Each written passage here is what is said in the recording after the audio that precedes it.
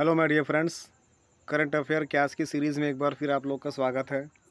आज की current affair को हम न्यूज़ के रूप में फटाफट लाइन बाय लाइन स्टडी करेंगे, समझेंगे उसको और आगे बढ़ते जाएंगे। जैसे शुरुआत करते हैं अभी हाल ही की घटी घटनाओं में। जैसे पहली घटना है, प्रधानमंत्री जी ने वन वर्ल्ड टीवी शिखर सम्मेलन को संबोधित किया। और दूसरा समाचार है, आपराधिक मानहानि मामले में दोषी ठहराए जाने के बाद कांग्रेस नेता राहुल गांधी जी की लोकसभा सदस्यता रद्द कर दी गई है। उत्तर कोरिया ने पानी के भीतर ड्रोन परीक्षण का दावा किया है। अमेरिका कनाडा के बीच अ, अनधिकृत सीमा से शरणार्थियों को हटाए जाने पर समझौता हो गया है। झारखंड में बसंत महोत्सव सरहुल मनाया गया है। शहरी जलवायु फिल्मोत्सव शुरू, इसमें 9 देशों की 11 फिल्में दिखाई जाएंगी। महत्वपूर्ण है, झारखंड में बसंत महोत्सव सरहुल की शुरुआत हुई है और शहरी जलवायु महोत्सव शुरू, इसमें 9 देशों की 11 फिल्में दिखाई जानी हैं।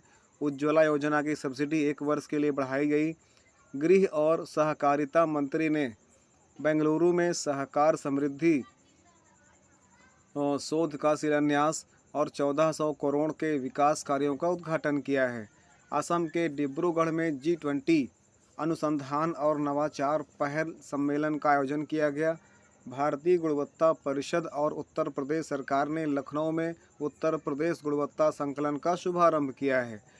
आगे बढ़ते हैं। एपीडा, ध्यान समझिएगा, एपीडा ने लंदन में आयोजित अंतर्राष्ट्रीय फूड एवं ड्रग प्रदर्शनी में भाग लिया। राष्ट्रीय इस्पात निगम लिमिटेड RINL ने राष्ट्रीय स्तर का JCSSI इस्पात सुरक्षा पुरस्कार जीत लिया है। आयुष मंत्रालय और भूतपूर्व सैनिक कल्याण विभाग रक्षा मंत्रालय के बीच समझौता ज्ञापन पर हस्ताक्षर किए गए हैं। ये दोस्तों अभी हाल ही की घटी घटनाएं हैं जिनको हम पॉइंट वाइज पढ़ रहे हैं और इसी से जीके संबंधी प्रश्न बनते हैं, इसी से करंट अफेयर संबंधी प्रश्न बनते हैं। जैसे आज का 14 नंबर का पॉइंट है, रक्षा मंत्रालय ने BEL के साथ 3000 करोड़ रुपए के 2 एकीकृत इलेक्ट्रॉनिक युद्ध प्रणाली प्रोजेक्ट हिम शक्ति को खरीदने के लिए अनुबंध पर हस्ताक्षर किए हैं। सरकार ने कर्नाटक के हुबली धारवाड़ में इलेक्ट्रॉनिक्स विनिर्माण कलेक्टर की स्थापना को मंजूरी दे दी है। उत्तर प्रदेश के राजकीय पक्षी सारस क्रेन को बचाकर रायबरेली के समसपुर पक्षी विहार में छोड़ दिया गया है। अभी भी की हाल ही की घटना है ना। अगला है, प्रधानमंत्री ने डॉक्टर राम मनोहर लोहिया की जयंती पर श्रद्धा सुमन अर्पित किए हैं। कोलकाता के साल्ट लेक में बनेगा world trade centre Merlin group. आगे बढ़ते हैं। Manmeet K Nanda invest India के MD और CEO नियुक्त किए गए हैं। अर्णव बनर्जी को C8 के MD और CEO के रूप में नामित किया गया है, अर्णव बनर्जी को। आगे बढ़ते हैं। और हुरून ग्लोब रिच लिस्ट स्वनिर्मित अरबपतियों के मामले में भारत तीसरे स्थान पर पहुंच गया है। RBI भुवनेश्वर में नया डेटा सेंटर और साइबर सुरक्षा प्रशिक्षण संस्थान की स्थापना की जाएगी। हॉकी दिग्गज रानी रामपाल के नाम पर रायबरेली का स्टेडियम रख दिया गया है। सर्जियो पेरेज ने सऊदी अरब ग्रेड फिक्स 2023 का खिताब जीत लिया है। पंकज अडवाणी ने दमानी को हराकर एशियाई बिलियर्ड्स खिताब बरकरार रखा है। नेपाली क्रिकेट आसिफ शेख ने 2022 Christopher Martin Jenkins spirit of cricket award जीत लिया है। रक्षा मंत्रालय ने 2 एकीकृत इलेक्ट्रॉनिक युद्ध प्रणाली की खरीद के लिए BEL के साथ एक अनुबंध पर हस्ताक्षर किए हैं। अरबानंद सोनोवाल ने सागर मंथन रियल टाइम प्रदर्शन डैशबोर्ड का उद्घाटन किया है। उज्ज्वला योजना के लाभार्थियों के लिए प्रतिवर्ष 12 सिलेंडर पर 200 रुपये की सब्सिडी 1 वर्ष के लिए और बढ़ाई गई है। आगे बढ़ते हैं। परिणीता के निर्देशक प्रदीप सरकार का 67 साल की उम्र में निधन हो गया है। पंकज अडवाणी ने अपना एशियाई बिलियर्ड्स खिताब बरकरार रखा है।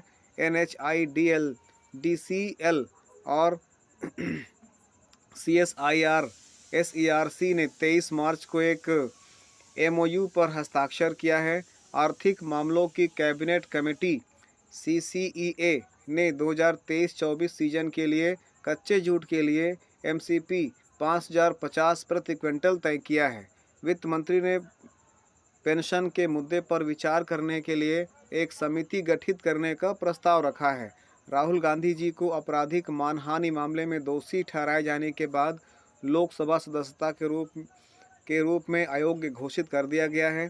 भारतीय थल सेना और वायुसेना ने पूर्वोत्तर में LAC के पास वायु प्रहार अभ्यास का संचालन किया है। मुख्यमंत्री शिवराज सिंह चौहान ने राज्य युवा नीति एवं युवा पोर्टल का अनावरण किया है। विश्व टीबी दिवस 2023 24 मार्च को मनाया गया है। दशकों पुराने शरण समझौते पर अमेरिका व कनाडा में सहमति बन गई है। ध्यान समझिएगा, दशकों पुराने शरण समझौते पर अमेरिका व कनाडा में सहमति बन गई है। केंद्रीय गृह मंत्री अमित शाह ने बेंगलुरु में मादक पदार्थों की तस्करी और राष्ट्रीय सुरक्षा पर एक क्षेत्रीय सम्मेलन की अध्यक्षता की है। तो दोस्तों, ये थे अभी हाल फिलहाल की घटी घटनाओं से संबंधित 40 महत्वपूर्ण पॉइंट्स। मिलते हैं कल फिर कुछ अन्य महत्वपूर्ण पॉइंट्स जो कि करंट अफेयर से रिलेट करते हैं। तब तक के लिए thanks for watching the video. जय हिंद, वंदे मातरम।